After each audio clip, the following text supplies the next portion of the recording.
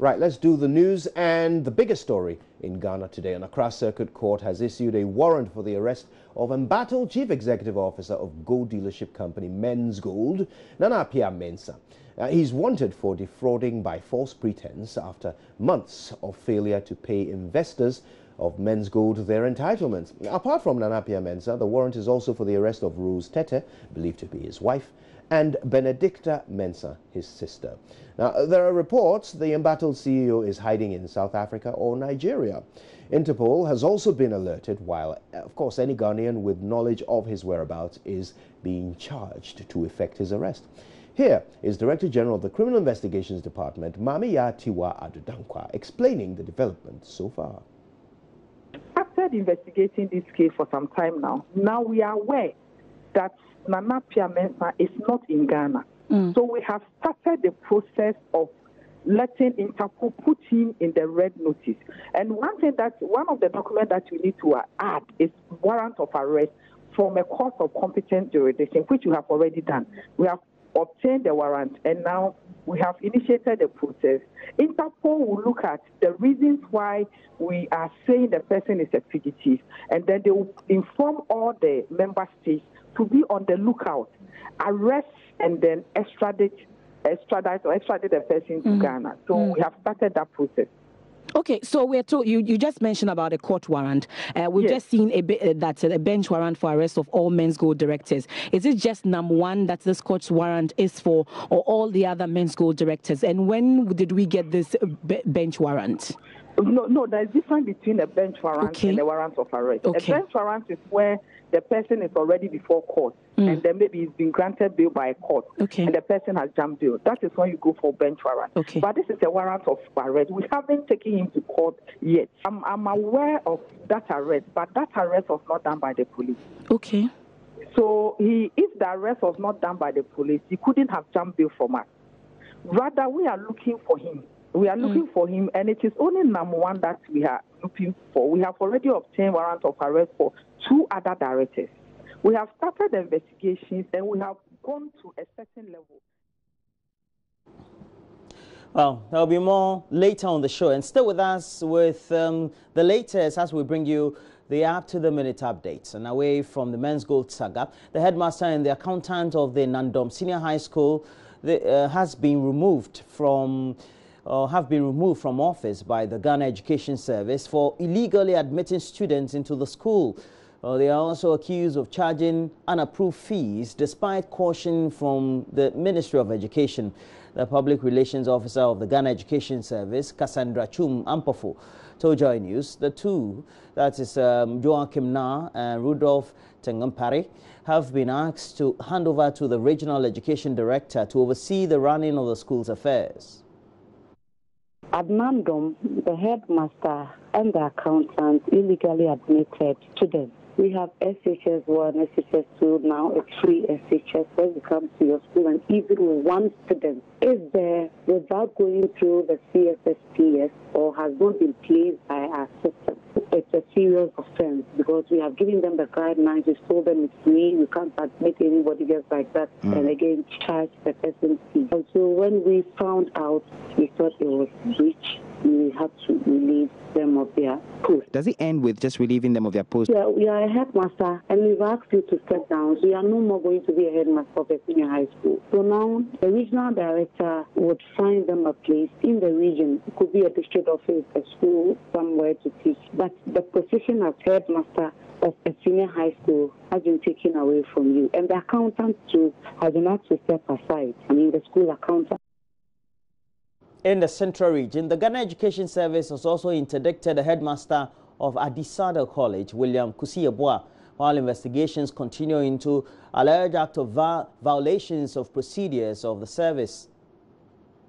As for Adisada, we are investigating. You know, there's also allegation of illegal collection of fees, and we have information or the allegations of the headmaster taking decisions without recourse to the Ghana Education Service. Once you're a headmaster, we expect that whatever decision, and they know that whatever decision that you take, management must be aware. Here in this case, we have it's alleged that I think had problems with some students and had to write to the West African Exams Council here that they should not allow some students to write the exams. And so we believe that, or we think that if you have problems or if there are issues in your school and you want to deny some students from writing the exams, you should let us know. You don't sit in the comfort of the office and write to another agency to do that. And I must say again that these are allegations, and that is why for him we have interdicted him pending further investigations into the matter. Who takes over from him as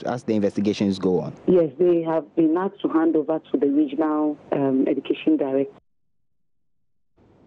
Now, it would appear that in spite of the several claims by members of the Akufo-Addo administration that it is working hard to fight corruption, many Ghanaians still believe not much is being done to fight the canker 2 years after the New Patriotic Party assumed power. In a nationwide survey conducted by lecturers of the Political Science Department at the University of Ghana on voter perception under 2 years of the NPP government, more than 80% said corruption is still rife. Delivering the findings of the survey, head of the department, Dr. Mame Jechi Jando, also revealed the survey findings indicated President Akufo-Addo would obtain 49.6% if elections were held today, as against 33.3% for President Mahama. Maxwell Agbagba has this report. A total of 5,000 respondents participated in the research conducted in all 10 regions of Ghana. 88.4% of the respondents said corruption is rife under the 2-year term of the President Akufo-Addo-led government. Yes, head of the Political Science Department at the University of Ghana, Dr. Mame Jechi Jando. Now, when citizens were asked if they thought that there is corruption in the country, an overwhelming majority, 88.4% of respondents said yes. And 4.1, I don't know what to characterize that as, but only 4.1% said no. Member of Parliament for Gushegu and political science lecturer Dr. Idi Ziblim, however, discounted claims the president is only interested in clearing his appointees alleged to be corrupt. The double-track system was rated as the most disliked government program, followed by government's anti-Galamsey fight. Lecturer at the Political Science Department, Ketri Frimpong, says the double-track system was hurriedly implemented. It is clear the double-track system was introduced hurriedly and suddenly. It appears confusing to many, and the government must do well to deepen public education and clear some doubts of the misconception. Last year, the most popular policy after free SHS was anti-Galamsey. Strangely enough, it has become the second most disliked in 2018. So why this? You remember the government took a very long time in coming out with the roadmap for small-scale mining. And I'm sure people who thought the policy was good also saw their family people languishing in poverty, and they've changed their minds.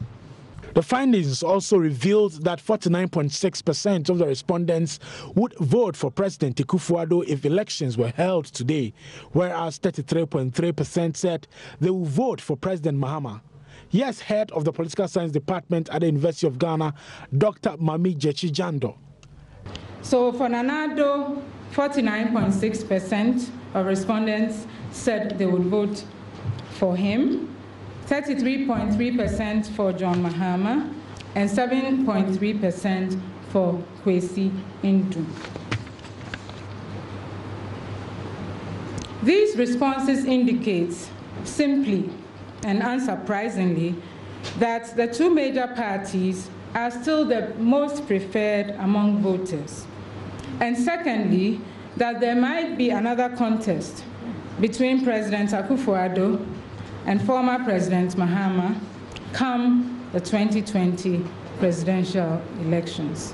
One district, one factory, one village, one dam, and road construction were some of the major things listed by respondents as some government promises which have not been delivered in the last 2 years.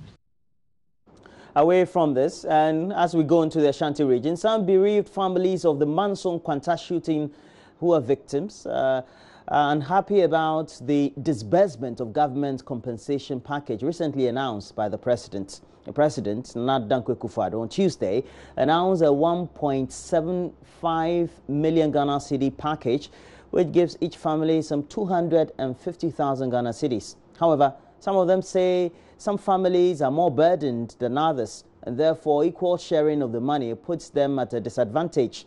Love FM's Kwesi Deborah has been speaking with the relatives of the deceased victims. 2-year-old Mami Fafi is fast asleep. She and her 3 other siblings are keeping their mother company. Humu Abubakar is widow of the late Baba Kande. I knew of the outcome, she says. My husband is never a robber. Though the mother of 5 is happy about the package announced by the president, she believes her husband could provide more than that if he were alive. Madame Humu says an educational endowment fund will be apt for the 5 children aged between 2 and 17 years.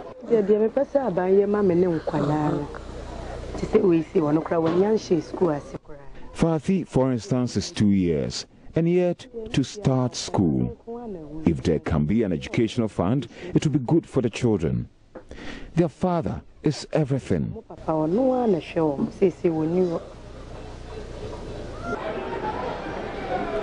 Bashiru Baba Arwaz is father of Abdul Hanan.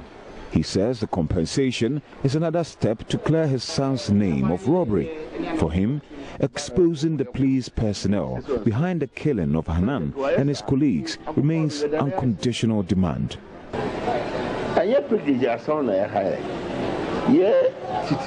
I'm the first person in my family to bury a son. What disturbs me most is armed robbery tag. We thank the government for the investigation. As for the compensation, though we thank government, I have enough to live on. Police commander no say army robbery. Nazer Garden Boy is a bereaved relative executive of concerned Zongo youth. He says government should take a second look at the disbursement of the compensation money. This is it. My brother, whose shop is where we are standing, Babankandi, is having 5 children. Frenchman, the one who works as the one who sells bread, is also having 5 children, and the wife is pregnant with the 6th child. The others, there is one guy from Bekwa who is having 2 children. The rest of the 4 are not having any child. So if you give a uniform compensation, it means that you are going to overburden some families. Because right now, the 5 children of Babankande, their principal interest is what? Their education. Reporting for JoyNews, Kwesi Deborah. Now, before we leave, the chairman of the board of directors of the Nara Rural Bank in the Upper East region is appealing to government to review downwards the corporate tax, which currently stands at 25%, to enable rural banks survive. At the 28th annual general meeting of the Nara Rural Bank Limited, which was held at Navrungu, management of the bank also revealed despite the crisis in the banking sector, the bank was resilient and has been able to go beyond the minimum share capital requirements set by the Bank of Ghana for rural and community banks to operate.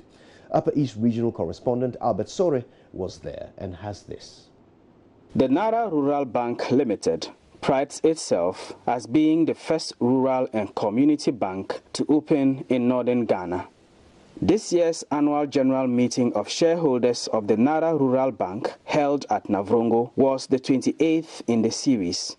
In his address, General Manager of the bank, Samuel Namok, said, despite the recent crisis in Ghana's banking sector, the Nara Rural Bank was resilient and has been able to go beyond the minimum shared capital requirement set by the Bank of Ghana for rural and community banks to operate.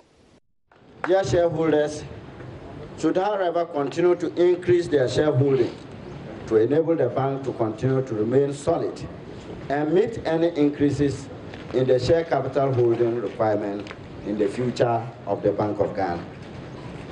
I'm also glad to announce that Nara Rural Bank was recently awarded being the winner for deposit mobilization during the RCB Excellence Award 2017 of the Association of Rural Bank, Ghana. Chairman of the Board of Directors of the Nara Rural Bank, John Simple Atiru, appealed to government to review downwards the corporate tax, which currently stands at 25%. It was previously 8%, and for no apparent reason has been risen to 25%. So we are appealing that it should be brought back to 8% to enable the rural banks, who are unlike the other commercial banks, to survive.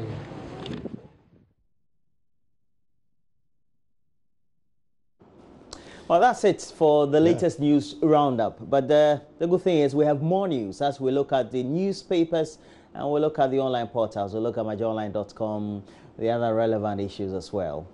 But we have some greater conversation coming up, and we're doing a follow-up on that warrant that has been issued for the arrest of Nam1. And we're hoping that we can get into the details of the subject. Idris Mahama is a financial risk expert. He's joining us this morning. We'll have Matik Pibu into this, being called into the studio as well. And then streaming, we'll have some other relevant experts also on the line for us. Yes, indeed. I can't wait. So why don't we get started now, right after these messages?